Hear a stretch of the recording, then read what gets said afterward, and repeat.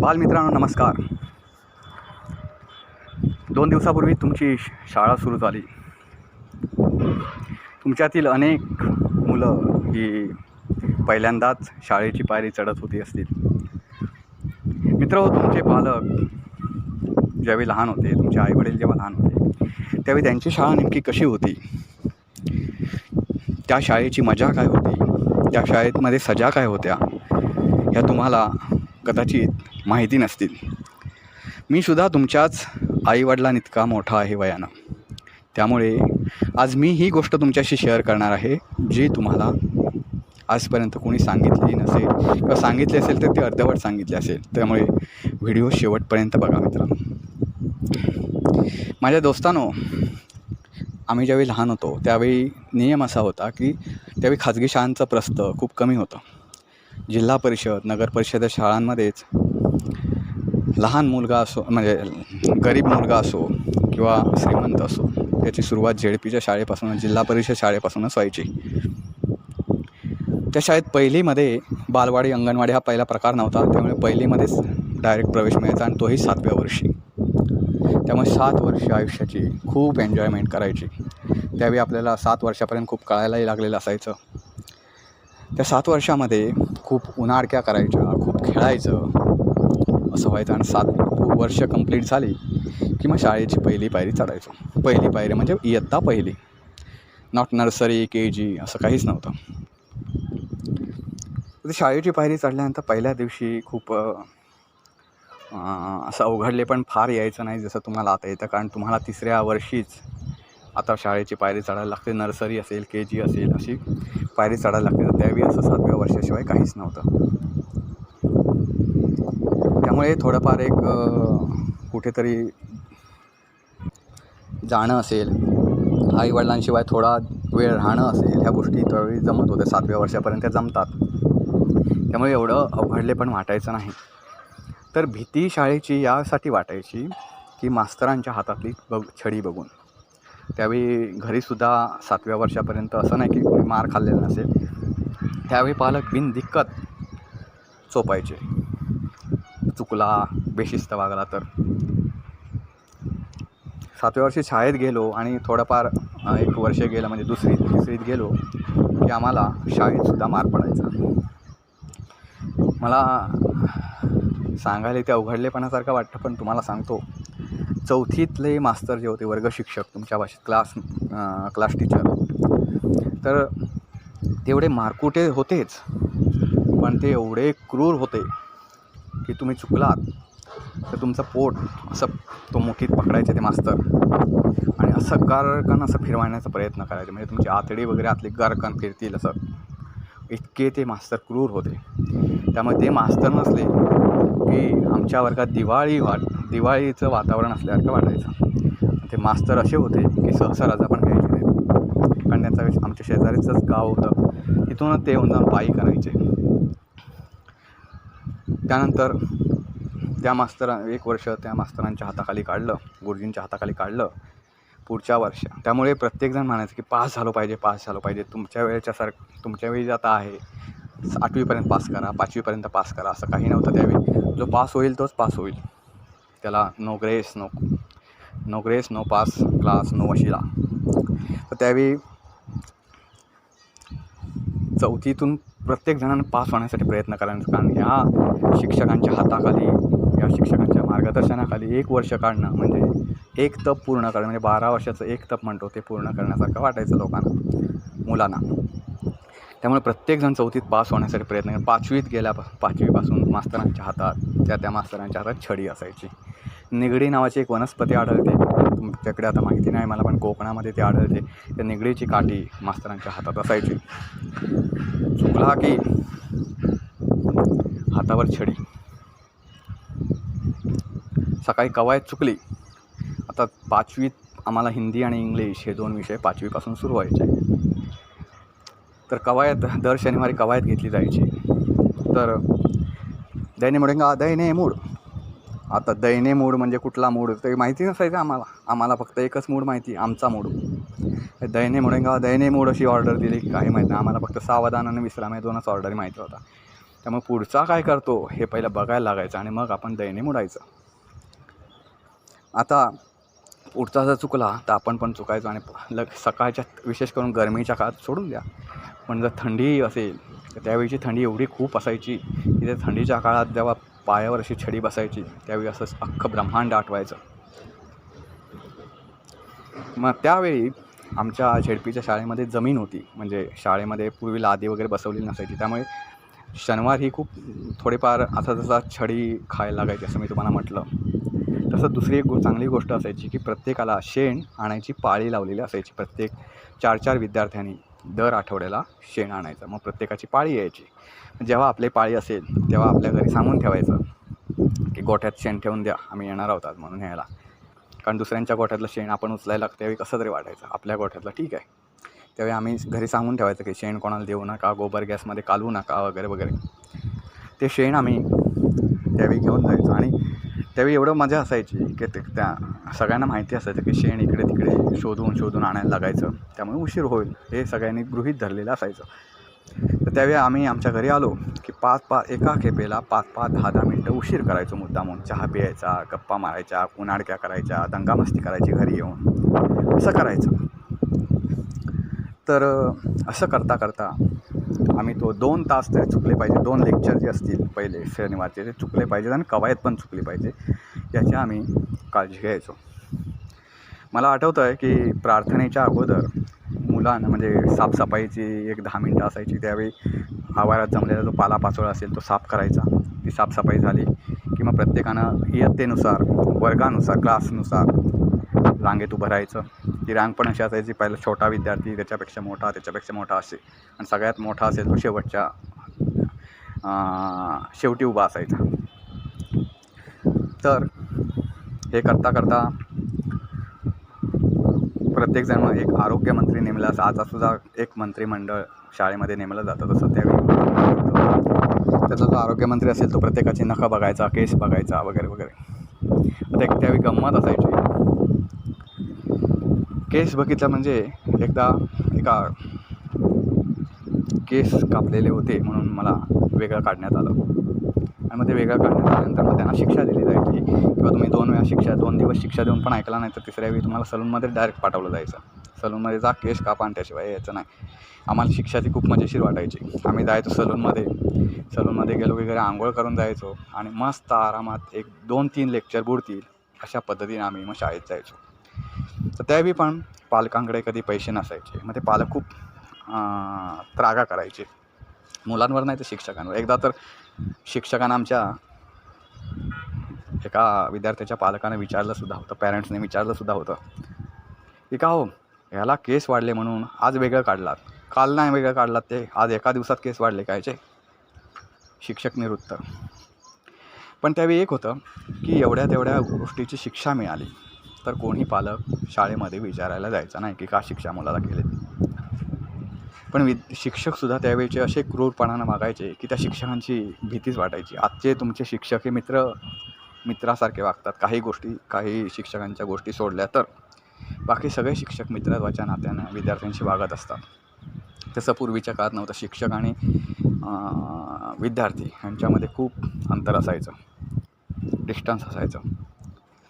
तर असा शाळेचा त्यावेळी आयुष्य होतं. शाळेचा पहिला दिवस तुम्हाला मी सांगितलं कसा असायचा. ते पहिल्या दिवशी असं दंगामस्ती करण्यातच जायचा दिवस. आणि पहिले जे कुठल्याही वर्गाची शाळा उघडली म्हणजे त्यावेळी शाळा जेव्हा उघडायची तेव्हा पहिले 2-3 दिवस साफसफाईत जायचे.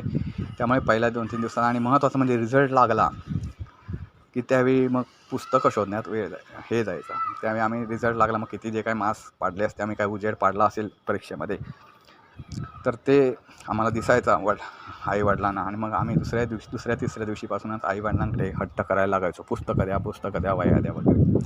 ते पुस्तकं का घ्यायचो? त्या पुस्तकातली चित्र बघण्यात खूप इंटरेस्ट असायचा. काय आहे चित्र, काय नवीन चित्र आहे, ती बालभारतीची वगैरे, ती चित्र बघण्यात खूप इंटरेस्ट असायचा. मग ती 8-10 दिवस ती पुस्तकं बघून परत झाली की मग ती पुस्तकं जुनी असल्यासारखी मग पडूनच राहायची. मग त्याचा कंटाळा यायचा ते पुस्तकं डोळ्यासमोर जाऊन वाचायला. पण ते बिचारे आईवडील खूप संघर्ष करायचे. त्या काळात कोकणात जर बघितलं तर आंबा आणि काजूचा त्यावेळी हंगाम असायचा. मग ते पैसे आले की मुलांना शाळेला लागणारं साहित्य असेल किंवा पुस्तकं वह्या असतील त्या घेतल्या जायच्या. महत्त्वाचं म्हणजे त्या काळात खूप गरिबी होती आणि त्या काळात आता जशी शाळेच्या पहिल्या दिवशी तुम्हाला पुस्तकं फुकट मिळतात, पुस्तकं फुकट आणि नवीन मिळतात, तसं पूर्वी मिळायचं नाही. कधी कधी तर दुसऱ्याची पुस्तकं सेकंड हँड पुस्तकं घेऊनसुद्धा आपल्याला ते वर्ष काढावं लागायचं. अशी एक पुस्तकांची जर गठ्ठा असेल तर ते 4-5 वर्ष पालटून विद्यार्थी वापरायचे. कधी कधी तर मला आठवतं आहे वह्याची जी पानं कोरी राहायची ती कोरी पानं वेगळीकडे काढून त्याची एक वेगळी नवीन वही शिवायची आणि ती मग एखाद्या विषयासाठी एखाद्या सब्जेक्टसाठी ती घातली जायची. असं विद्यार्थी मित्रांनो त्यावेळेचं हे असं शाळेचे दिवस होते. संध्याकाळी PT तास असायचा. त्यावेळी मोबाईल वगैरे हा प्रकार नसायचा, TV नसायचा. त्यामुळे फक्त अभ्यास आणि खेळणं हे लहान मुलांच्या आयुष्यात या 2 गोष्टी होत्या. अभ्यासासाठी मार खायला लागायचा शाळेमध्ये, त्यामुळे अभ्यास हा नित्यनियमाने करावाच लागायचा. 7वीतून आम्ही 8वीमध्ये आलो. 7वीपर्यंत मला आठवतं आहे अजूनही की 4थी 5वीपर्यंत 7वीपर्यंत फक्त 3-3 4-4 ओळीचे उत्तर, म्हणजे हे खूप मोठं उत्तर झालं परीक्षेत विचारलं जाणार. पण 8वीपासून 10 ओळीत उत्तर द्या, 12 ओळीत उत्तर द्या, असे खूप मोठं ओझं 8वीपासून डोक्यावर अचानक पडलं. असं टप्प्याटप्प्याने पडलं, अचानक पडलं. आणि जर ते लिहिलं गेलं नाही व्यवस्थित तर मग मास्तर त्या वेळेला तर बांबूची काठी असायची. आमची प्रगती कशी मार खाण्याची होत गेली ते तुम्हाला सांगतो मुद्दाम. 4थीमध्ये असताना पाठीवर एक हाताचाच फटका बसायचा किंवा जर थोडीफार बढती झाली तर पट्टीचा फटका बसायचा.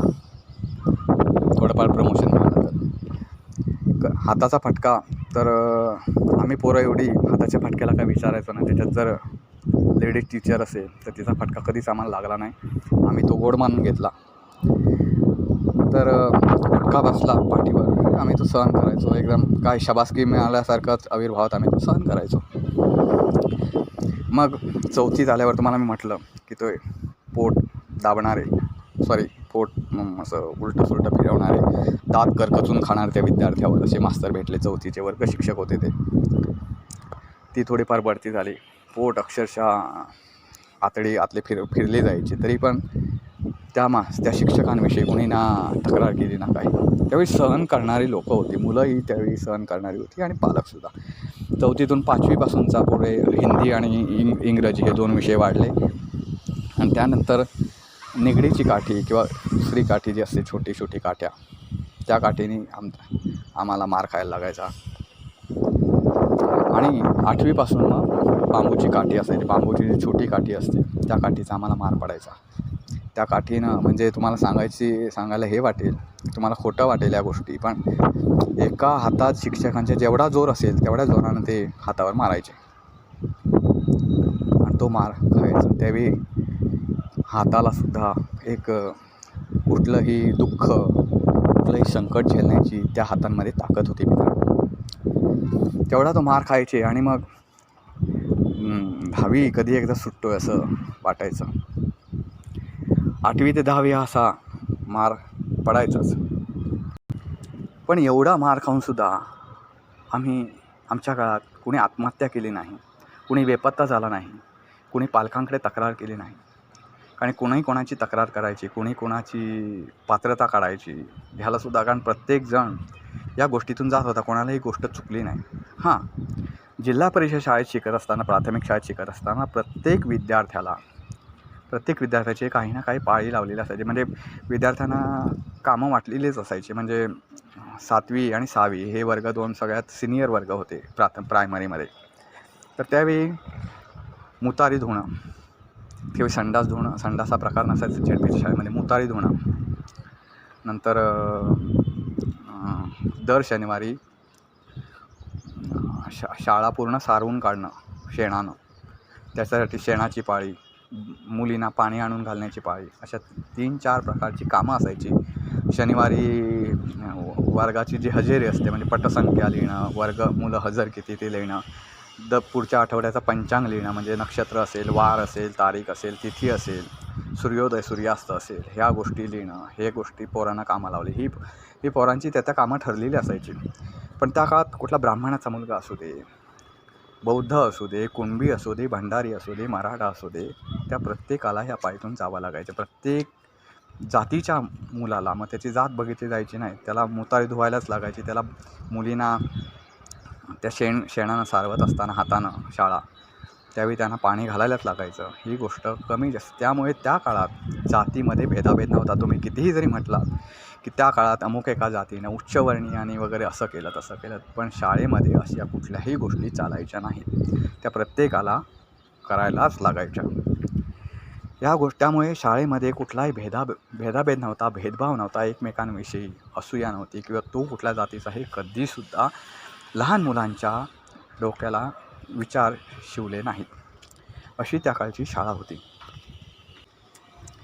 विद्यार्थी मित्रांनो, या शाळेतून गेल्यानंतर आज कुठलंही संकट आलं तरी खचून न जाणारे विद्यार्थी या जुन्या शाळेनं घडवले. आज तुम्ही 3-3, 4-4 मजली शाळेमध्ये जाता, खूप स्वतःच्या शिक्षकांकडून लाड करून घेता आणि एखादा शिक्षक जर बडबडला तर घरी येऊन सांगता. मग पालक शिक्षकांची झोंबाझोंबी करण्यास तयार असतात. मित्रांनो,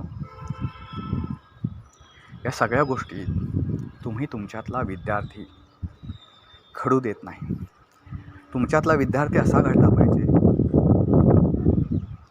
की तो कुठल्याही संकटाला घाबरणार नाही, भलेही तो अभ्यासामध्ये 2 पावलं मागे असेल.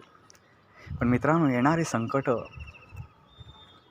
येणाऱ्या समस्या, त्याला तोंड देण्याची ताकद त्याच्यामध्ये निर्माण होईल. असा विद्यार्थी जर निर्माण व्हायचा असेल तर ज्यावेळी चुकतं त्यावेळी सजा भोगायला मागे पुढे पाहिलं नाही पाहिजे किंवा लाज वाटली नाही पाहिजे. असे विद्यार्थी आज खूप कमी आहेत की जे विद्यार्थी घडत आहेत. पण तरीसुद्धा मित्रांनो, विद्यार्थी मित्रांनो, तुमच्यातसुद्धा खूप चांगल्या गोष्टी आहेत. पण त्या नक्की ओळखा, त्या वेळीच ओळखा, नक्की ओळखा आणि हो, त्या दिशेने तुमची वाटचाल ठेवा. जे चांगलं काय आहे, जे वाईट काय आहे, हे तुम्हाला मी सांगण्याची गरज नाही, कारण तुमच्या इतके स्मार्ट आमची पिढी नक्कीच नव्हती. पण हो, आजची पिढी खूप स्मार्ट आहे, पण एवढ्या गोष्टीनं खचून जाणारे आहे. काय चांगलं, कुठला रस्ता चांगला आणि कुठला रस्ता वाईट, हे कळण्याइतकी त्यांच्यामध्ये बरोबर नाही. मित्रांनो, आपण जी वाटचाल करतो आहोत ती चांगली असू द्या, कारण आपल्याला चांगल्या मार्गानं पुढे जायचं आहे. यशाला कुठलाही शॉर्टकट शोधू नका. रोजचा अभ्यास रोज करा. तुम्हाला परीक्षेच्या वेळी काहीसुद्धा टेन्शन येणार नाही. तुम्ही 10वीची परीक्षा द्याल, 12वीची परीक्षा द्याल, त्या प्रत्येक वेळी जर रोजचा अभ्यास रोज केला तर अभ्यास ही कुठलीच अभ्यास हा कठीण नसतो. मित्रांनो, जगातली कुठलीही गोष्ट अवघड आहे असं कधीच मानू नका. हां, पण तुम्हाला ज्या ठिकाणी पोहोचायचं आहे ते ध्येय निश्चित करा, तुमचे ॲम्बिशन निश्चित करा आणि त्या मार्गाने चाला. जोपर्यंत यश मिळत नाही तोपर्यंत मागे वळून पाहायचं नाही, असं ठरवा मनाशी आणि लढा. बघा, लढाई जीत तुमची असेल. मित्रांनो, हा व्हिडिओ तुम्हाला कसा वाटला, कारण मी पहिल्यांदा तुमच्यासाठी हा व्हिडिओ बनवतो, तो कसा वाटला ते नक्की कळवा. आणि हो, पालक जर हा व्हिडिओ पाहत असतील तर तुमच्या आठवणीसुद्धा नक्कीच कॉमेंट्स बॉक्समध्ये शेअर करा, मला नक्की वाचायला आवडतील. मित्रहो, आजच्या व्हिडिओमध्ये एवढंच. हा व्हिडिओला आवडला तर लाईक करा, शेअर करा, कॉमेंट्स करायला विसरू नका आणि हो, चॅनलला सबस्क्राईब करा. पुन्हा भेटू पुन्हा एका अशा नवीन व्हिडिओसह. तोपर्यंत नमस्कार.